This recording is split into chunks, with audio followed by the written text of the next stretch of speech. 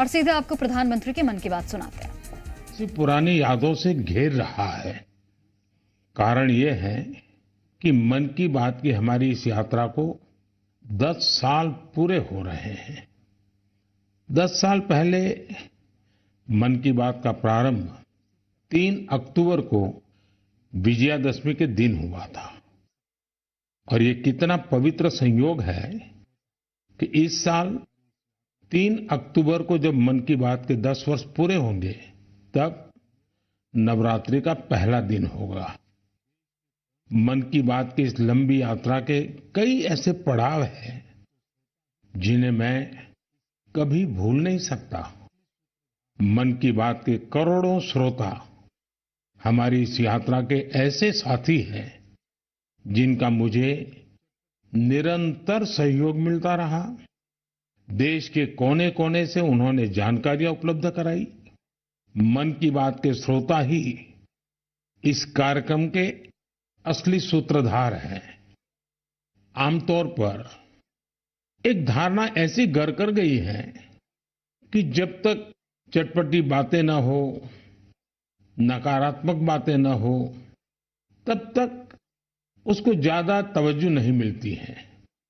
लेकिन मन की बात ने साबित किया है कि देश के लोगों में पॉजिटिव जानकारी की कितनी भूख है।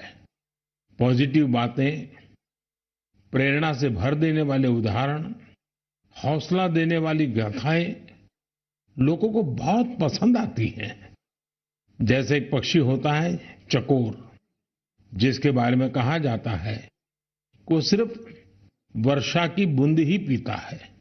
मन की बात में हमने देखा कि लोग भी चकोर पक्षी की तरह देश की उपलब्धियों को, लोगों की सामूहिक उपलब्धियों को कितने गर्व से सुनते हैं। मन की बात की 10 वर्ष की यात्रा ने एक ऐसी माला तैयार की है जिसमें हर एपिसोड के साथ नई गाथाएं, नए कीर्तिमान, नए व्यक्तित्व जुड़ जाते हैं। हमारे समाज में सामूहिकता की भावना के साथ जो भी काम हो रहा हो, उन्हें मन की बात के द्वारा सम्मान मिलता है। मेरा मन भी तभी गर्व से भर जाता है जब मैं मन की बात के लिए आई चिट्ठियों को पढ़ता हूं। हमारे देश में कितने प्रतिभावान लोग हैं, उनमें देश और समाज की सेवा करने का कितना जज्बा है। वो लोगों की निस्वार्थ भाव से सेवा करने में अपना पूरा जीवन समर्पित कर देते हैं। उनके बारे में जानकर मैं ऊर्जा से भर जाता हूं। मन की बात की ये पूरी प्रक्रिया मेरे लिए ऐसी है जैसे मंदिर जाकर के ईश्वर के दर्शन करना।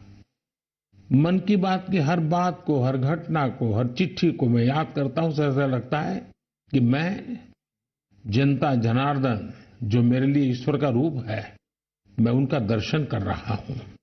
साथियों, मैं आज दूरदर्शन, प्रसार भारती और ऑल इंडिया रेडियो से जुड़े सभी लोगों की भी सराहना करूंगा।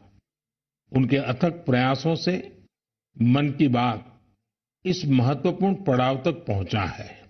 मैं विभिन्न टीवी चैनल्स को, रीजनल टीवी चैनल्स का भी आभारी हूं जिन्होंने लगातार इसे दिखाया है।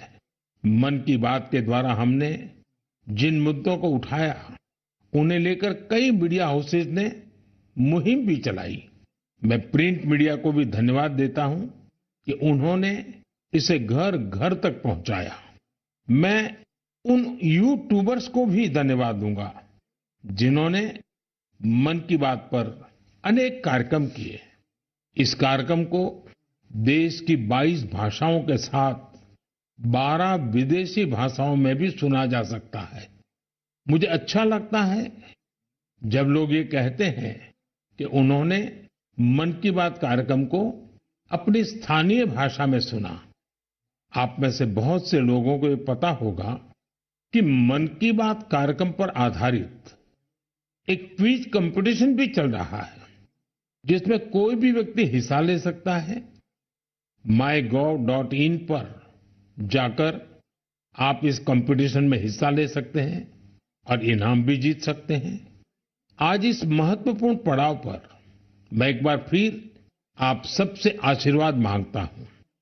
पवित्र मन और पूर्ण समर्पण भाव से मैं इसी तरह भारत के लोगों की महानता के गीत गाता रहूं। देश की सामूहिक शक्ति को हम सब इसी तरह सेलिब्रेट करते रहें। यही मेरी ईश्वर से प्रार्थना है, जनता जनार्दन से प्रार्थना है। मेरे प्यारे देशवासियों, पिछले कुछ सप्ताह से देश के अलग अलग हिस्सों में जबरदस्त बारिश हो रही है। बारिश का ये मौसम हमें याद दिलाता है कि जल संरक्षण कितना जरूरी है, पानी बचाना कितना जरूरी है। बारिश के दिनों में बचाया गया पानी जल संकट के महीनों में बहुत मदद करता है और यही कैच द रेन जैसे अभियानों की भावना है। मुझे खुशी है कि पानी के संरक्षण को लेकर कई लोग नई पहल कर रहे हैं। ऐसा ही एक प्रयास उत्तर प्रदेश के झांसी में देखने को मिला है। आप जानते ही हैं कि झांसी बुंदेलखंड में है, जिसकी पहचान पानी की किल्लत से जुड़ी हुई है। यहां झांसी में कुछ महिलाओं ने गुरारी नदी को नया जीवन दिया है। ये महिलाएं सेल्फ हेल्प ग्रुप से जुड़ी हैं और उन्होंने जल सहेली बनकर इस अभियान का नेतृत्व किया है। इन महिलाओं ने मृतप्राय हो चुकी गुरारी नदी को जिस तरह से बचाया है, उसकी किसी ने कल्पना भी नहीं की होगी। इन जल सहेलियों ने बोरियों में बालू भरकर चेकडैम तैयार किया, बारिश का पानी बर्बाद होने से रोका और नदी को पानी से लबालब कर दिया। इन महिलाओं ने सैकड़ों जलाशयों के निर्माण और उनके रिवाइवल में भी बढ़ चढ़कर हाथ बटाया है। इससे इस क्षेत्र के लोगों की पानी की समस्या तो दूर हुई ही है, उनके चेहरों पर खुशियां भी लौट आई हैं। साथियों, कहीं नारी शक्ति जल शक्ति को बढ़ाती है तो कहीं जल शक्ति भी नारी शक्ति को मजबूत करती है। मुझे मध्य प्रदेश के दो बड़े ही प्रेरणादायी प्रयासों की जानकारी मिली है। यहां डिंडोरी के रायपुरा गांव में एक बड़े तालाब के निर्माण से भूजल स्तर काफी बढ़ गया है। इसका फायदा इस गांव की महिलाओं को मिला। यहां शारदा आजीविका स्वयं सहायता समूह, इससे जुड़ी महिलाओं को मछली पालन का नया व्यवसाय भी मिल गया। इन महिलाओं ने फिश पार्लर भी शुरू किया है, जहां होने वाली मछलियों की बिक्री से उनकी आय भी बढ़ रही है। मध्य प्रदेश के छतरपुर में भी महिलाओं का प्रयास बहुत सराहनीय है। यहाँ के खौब गांव का बड़ा तालाब जब सूखने लगा तो महिलाओं ने इसे पुनर्जीवित करने का बीड़ा उठाया। हरी बगिया स्वयं सहायता समूह की इन महिलाओं ने तालाब से बड़ी मात्रा में गाद निकाली। तालाब से जो गाद निकली उसका उपयोग उन्होंने बंजर जमीन पर फूड फॉरेस्ट तैयार करने के लिए किया। इन महिलाओं की मेहनत से न सिर्फ तालाब में खूब पानी भर गया, बल्कि फसलों की उपज भी काफी बढ़ी है। देश के कोने कोने में हो रहे जल संरक्षण के ऐसे प्रयास पानी के संकट से निपटने में बहुत मददगार साबित होने वाले हैं। मुझे पूरा भरोसा है कि आप भी अपने आसपास हो रहे ऐसे प्रयासों से जरूर जुड़ेंगे। मेरे प्यारे देशवासियों, उत्तराखंड के उत्तरकाशी में एक सीमावर्ती गांव है जाला। यहाँ के युवाओं ने अपने गांव को स्वच्छ रखने के लिए एक खास पहल शुरू की है। वे अपने गांव में धन्यवाद प्रकृति या कहें थैंक यू नेचर अभियान चला रहे हैं।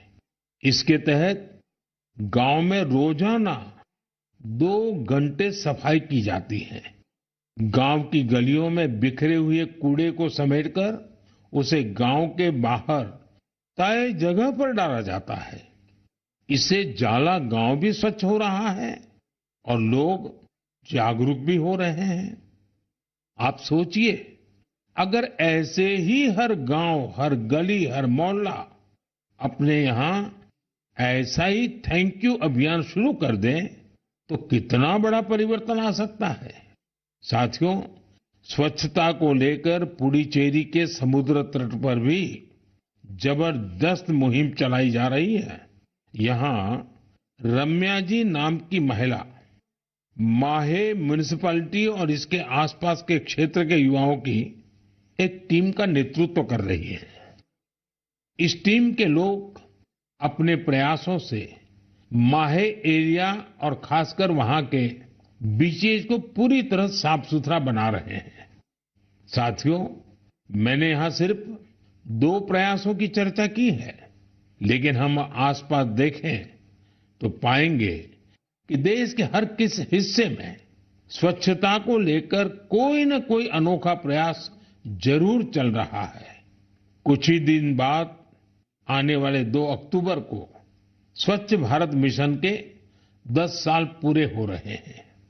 यह अवसर उन लोगों के अभिनंदन का है जिन्होंने इसे भारतीय इतिहास का इतना बड़ा जन आंदोलन बना दिया। ये महात्मा गांधी जी को भी सच्ची श्रद्धांजलि है, जो जीवन पर्यंत इस उद्देश्य के लिए समर्पित रहे। साथियों, आज ये स्वच्छ भारत मिशन की ही सफलता है कि वेस्ट टू वेल्थ का मंत्र लोगों में लोकप्रिय हो रहा है। लोग रिड्यूस, रीयूज और रिसाइकल पर बात करने लगे हैं, उसके उदाहरण देने लगे हैं।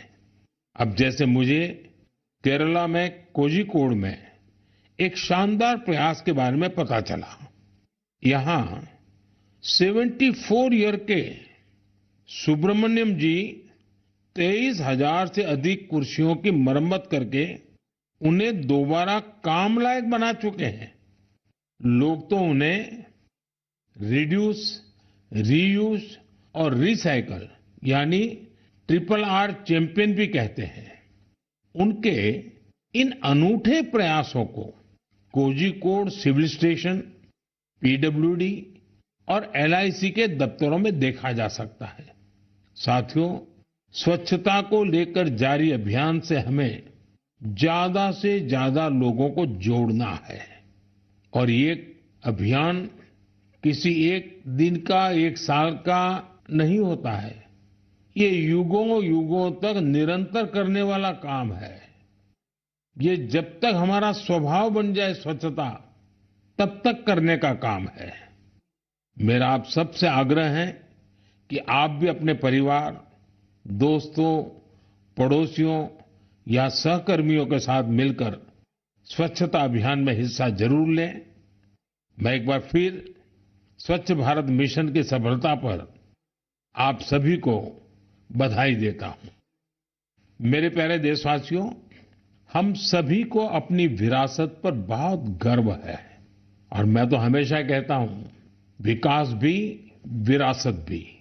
यही वजह है कि मुझे हाल की अपनी अमेरिका यात्रा के एक खास पहलू को लेकर बहुत सारे संदेश मिल रहे हैं। एक बार फिर हमारी प्राचीन कलाकृतियों की वापसी को लेकर बहुत चर्चा हो रही है।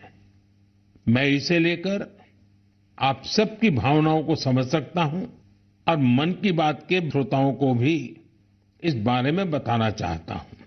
साथियों, अमेरिका की मेरी यात्रा के दौरान अमेरिकी सरकार ने भारत को करीब 300 प्राचीन कलाकृतियों को वापस लौटाया है। अमेरिका के राष्ट्रपति बाइडेन ने पूरा अपनापन दिखाते हुए डेलावेयर के अपने निजी आवास में इनमें से कुछ कलाकृतियों को मुझे दिखाया।